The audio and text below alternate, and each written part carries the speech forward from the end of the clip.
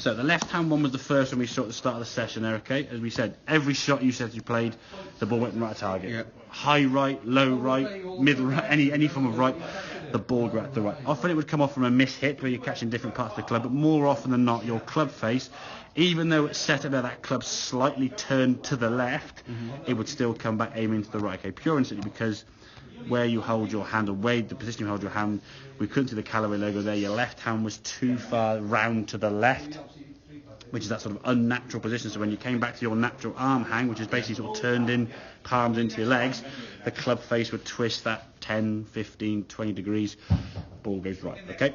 Yep. The other thing we said, the ball position was a little bit too far forward, okay, which meant that your club was often going to hit the ground behind the ball.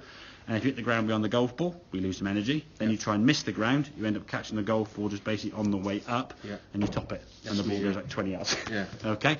So if we look here at the left-hand grip here now, you can see, now on the left one was a little bit blurry, unfortunately, but you can still see the difference in the hands there. We can see, exactly, we can see, and this to me is the clear thing. We've got to be able to, we want to be able to see that Callaway logo, okay? You've got 2 or 3 knuckles there visible with your left hand. Your right hand now is sort of following suit. Your thumbs now you can see are just down right of the grip, which is great.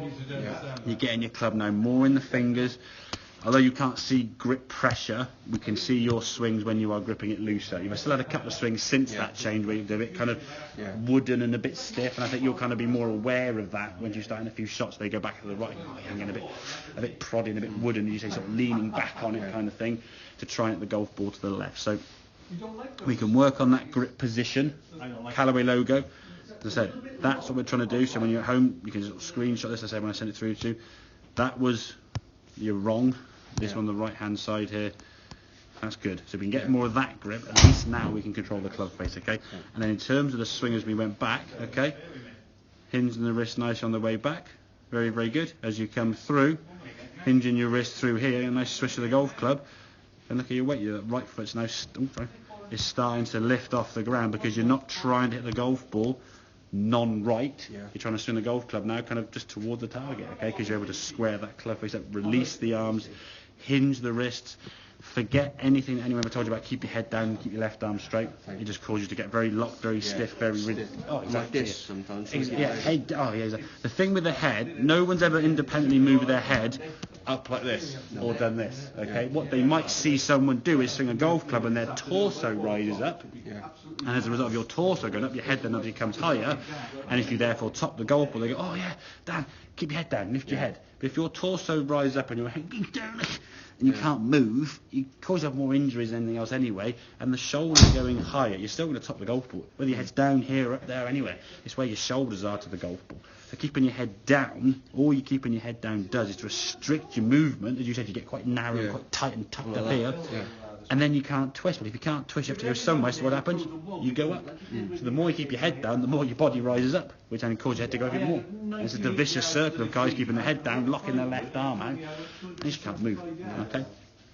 Get your body moving, just let your arms and things swing kind of as natural as they can. I think the looser we can feel, the better. If you're locking into position, you've got no control. The examples we said in the lesson, imagine you're holding your pencil or a pen at home, just going to write your name and then so on. You're loosening the fingers. Your daughter's gripping the pen now, probably quite gripping the palm, and just lots of squiggles on the page and stuff. No real control. And then over time, as she goes to school, obviously, and she gets that, she'll start learning a bit more thing and get a bit more control with the pen and so on and so forth. Okay, so better grip. In the fingers, Callaway logo visible, okay, so we've got a Callaway glove on, obviously, don't change gloves, and then the ball more towards the centre, not actually in the centre, more down sort of left chest, I guess, rather. I've got to move over a bit more? In terms of the swing at the finish position here, you mean, Eventually I think you'll start moving a little bit more, because what will happen is if you do hang back on it a little bit, with the grip better and the arms swinging better, the ball will start going left. And then you start thinking, well, I don't want to go to the left, you'll start just moving. So the same way as your body sort of started leaning back to stop a ball going to the right, when the ball then starts going left, you'll kind of evolve a movement to try and adjust to that. So I don't like to get people to think too much. Just get a good setup, get your hands on the club better, just let your arms and hands do things and see where the ball goes, and then you start kind of moving your body to evolve where the ball's going. The problem was when the ball was going right, you try to cure that by adding another fault by leaning back.